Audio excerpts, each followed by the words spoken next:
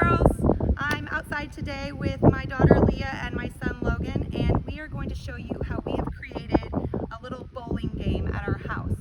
Now we are using full water bottles just because it's a little windy out today and we don't want them to fall over.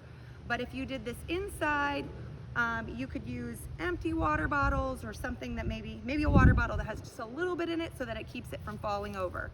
So she's using a basketball over here as our ball, because we don't actually want to use a bowling ball, nor do we have one.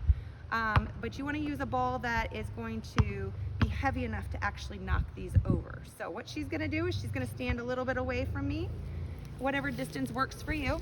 She's going to lean down, step with her opposite foot, and roll the ball towards the pin. Now if you look, she left 2 pins up. So I'm going to move these away, and she gets one more turn to try to knock down as many as she can.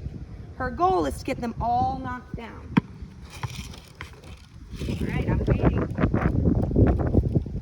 Opposite. 4.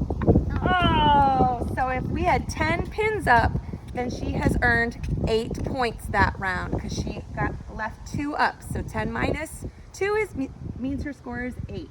And you don't want to forget where to put them so that it doesn't mess up the game. So try and put dots under each water bottle. Yeah, we put some chalk marks so that we put them in the right place. And I'm going to add a picture so you can see about how far you want to place them apart.